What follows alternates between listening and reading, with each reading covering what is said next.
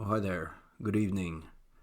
Tonight I'm going to revive the conversation of COVID 19.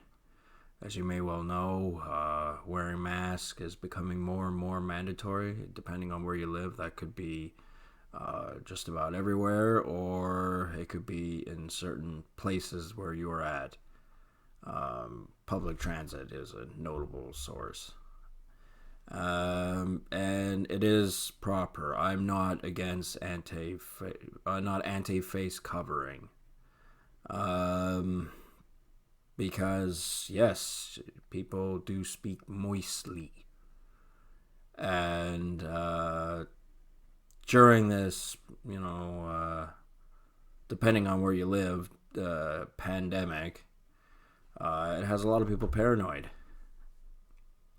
and the government has managed to tell it in such a way that people of a certain age bracket are really paranoid about it, and you'd blow their socks off if you told them exactly what it is that they should be worried about, rather than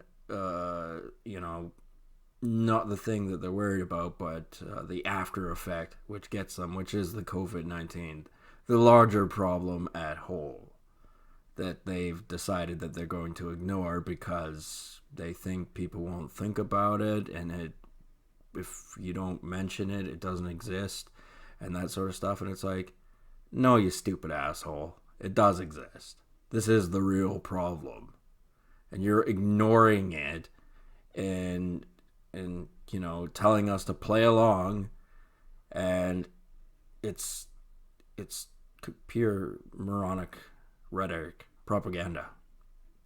The masks aren't the problem, and they're not the solution either, because COVID-19 was created in a laboratory. I'm convinced of that. And in doing so, the West has countered by, there's some snippets here and there of them not liking what China did, but it's not really big time news because they don't want it to be, because they want everything to go back to normal afterwards. And they talk about the new normal, and what is the new normal? Well, when the government tells you to wear masks, they've already broken the ice. Everyone's going to be wearing masks. And, with the snap of a fingers, the problem could go away. Do we really need a vaccine for COVID-19 if it never existed in the first place? And you might ask, how does it not exist? It's here. That's right, COVID-19's here because the actions were not taken beforehand, many years ago. And I'm talking about that hideous fucking dragon out there that doesn't like us, that is China. It doesn't like our country. I don't care what you think. I don't care if you've been there and you had a good time or whatever. You're a fucking moron and you deserve what you get. We don't need that country in this world. And to be honest with you, if it's as simple as someone snapping their fingers and them all turning into dust, so be it. Because I don't see a better solution. Because guess what? When they come up with a vaccine for COVID-19, another strain of COVID-19 is going to come up, and another virus, and another, and another, and another. Every time anyone questions their regime and causes them any bother whatsoever, and they choose to be hypersensitive. And that means basically they can react to anything. When someone's hypersensitive, that's actually being passive aggressive. It means when you approach them about any subject, they get mad and they storm off and they do something. And when they do that, that enables them to get their way. It doesn't make them right. It means they're never addressing the situation, and they can't talk to you face to face about it. They're scheming and plotting against people, and you're naive to think that they can be negotiated with, because they cannot. Real sad if a bunch of people I never met, never want to meet, turn to dust. I really don't care. I mean, especially after what the Canadian government tried to do to me. Do you think I give a rat's ass what happens in China? It's the merciful thing to do. It's God's will. Yeah, because that virus will keep coming back. Different strains of it. As there is not one singular source that has it. And as I said, why do we need a vaccine? Why do we have to develop antibodies within ourselves? Immunity or resistance until it becomes immunity to this virus if the virus never existed in the first place? Tell me that. Which brings on to my second chapter of this video, which is the medical and pharmaceutical industry. Yeah, I'm not an anti-vaxxer. I do believe that there is a place for it, but I think the people that do it are shit. They're absolute shit. They're dirty, disgusting people. And they'd never try any of the stuff on themselves first. No. They need cattle to do it to first. And I believe that everyone is subject to COVID-19 because they need the antibodies. However, they do that probably through vaccinations.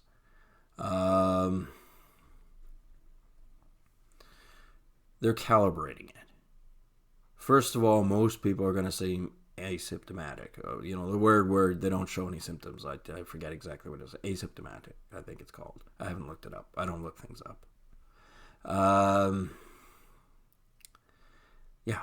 So a lot of people probably do have COVID-19 because it's probably been passed around quite a bit, except the figures don't add up.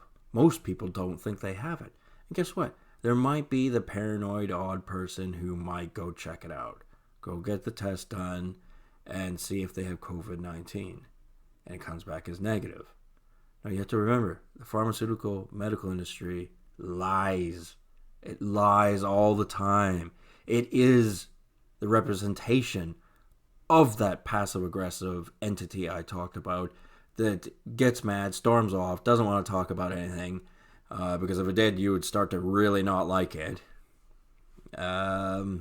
Schemes and plots behind your back, and, it's just filled with dirty little fucking tricks.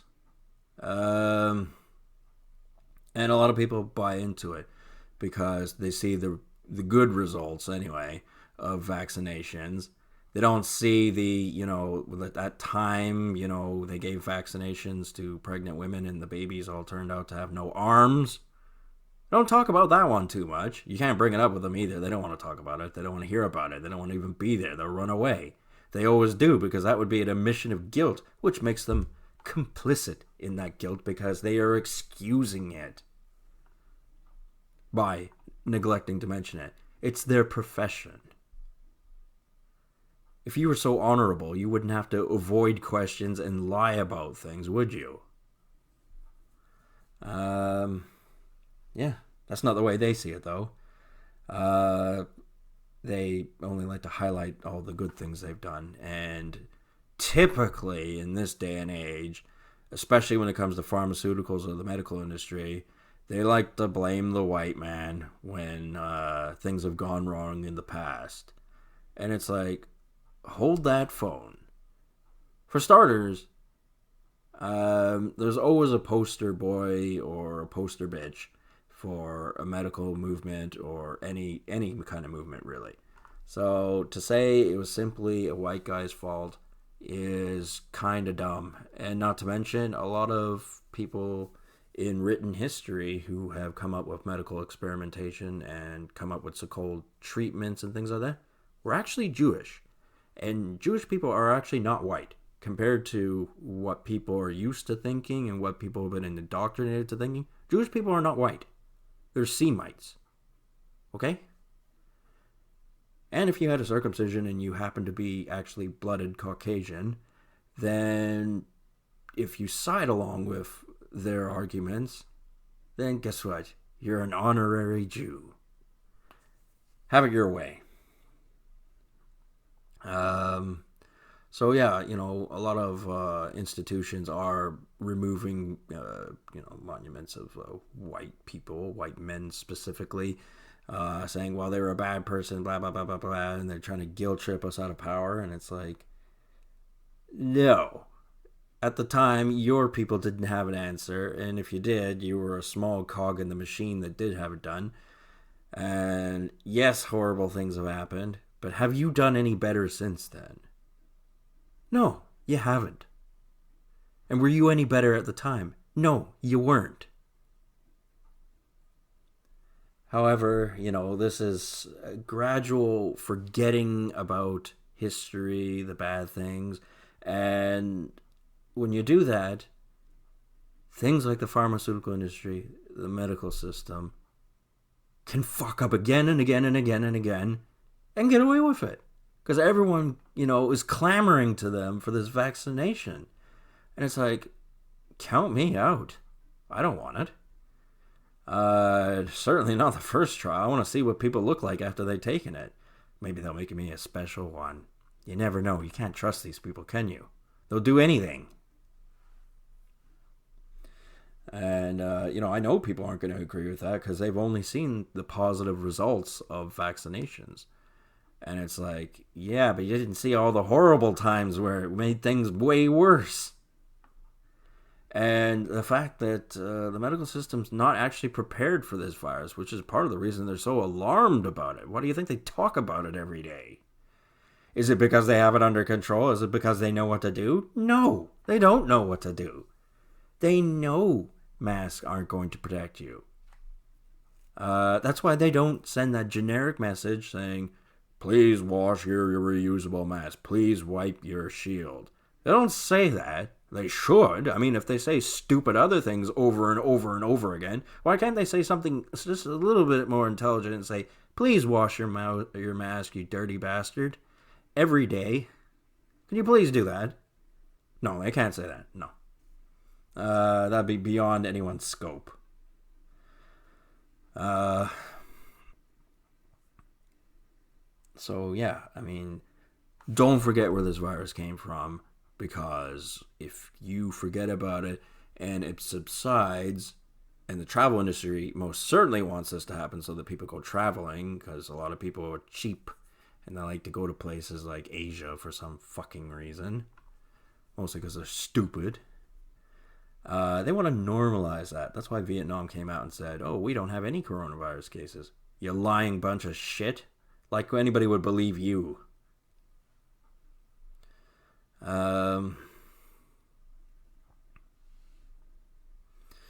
Yeah, it's a kind of a twisted world we live in where there's so many people out there that are just confused. They're lost. They don't know what's going on. But they need to take a deep breath, exhale, have a drink, and forget all about it. No, don't forget all about it, but definitely have the pint part. Yeah, because I gotta tell you, there's a great many things on this conversation, and none of them are pleasant. I mean, admittedly, who's gonna take a vaccination and they go, well, here's the vaccination, we've calibrated it, so you should be asymptomatic, but the thing is, it's got a little bit of COVID in it. We could be wrong, and it could be a little bit too much, and it could be very detrimental to your health. And we also give different ones to different people, whether we like them or not. And, as speaking from a little bit of experience from the punching bag of the mental health system for 7 years, I kind of know what I'm talking about on the subject. They do fucking zero out on people. They are bullies. And, okay, they don't throw fists. I'd rather they did. Because the mental health system is a terrible place where they do hideous things to people. And you know what it is, really? It's kind of like the ugly fly goes into the mental health system, and in the mental health system is a hideous trapdoor spider waiting for them. That image is not going to win a beauty contest. It's just as ugly. It just happens to be the predator in society. Yeah, people in power, they're not predators. They're the divinely protectors of the innocent. That's what they are. They're not really predators. Fuck off. China is a predatory country. The medical system is predatory. The pharmaceutical is most certainly predatory, especially in the States where they charge an arm and a leg for a single aspirin in a hospital. What kind of rubbish is that? And the experimentations that they don't tell people about, and what they do to lab animals is beyond forgiveness. They like to think of themselves as being well-learned, more intelligent people, and their sense of honor and decency is far above ours, and we couldn't possibly comprehend the good that they're trying to do when we see those little snippets of evil. What I say is they can't comprehend their own bad because of their ego and this fake sense of trying to do what's right. No. You go into positions where you abuse people and you say it's for the good because maybe you've designated the person as a hideous fly, which you do with every mental health patient. No, that still makes you a monster, actually. And maybe you aren't such the apex predator you think you are. I mean, it's sad we have to live in a world that's like that. It's like a vampire society, but oh well. Sometimes the vampire steps out in the sun and people see what it is and it burns to a crisp. These things happen. Who cares? He had it coming. And I hate this sneaky fucking attitude so much. It's so irritating because what they're talking about is not actually very intellectually good. It's not of high quality. And I think they may know that too. They don't know that much more than your common everyday man, and they most certainly couldn't explain it in a layman's term.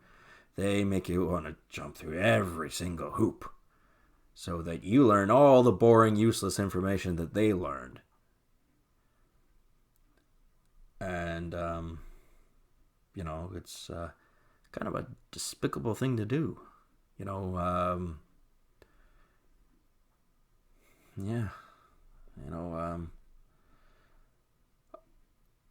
I'm going to sum this up by saying, take your vaccination, but the person who gives it to you, give them the finger right afterwards.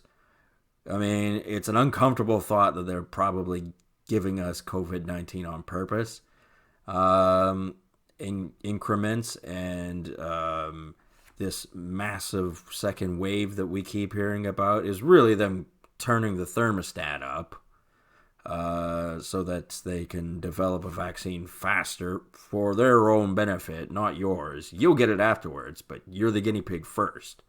You see what I mean here?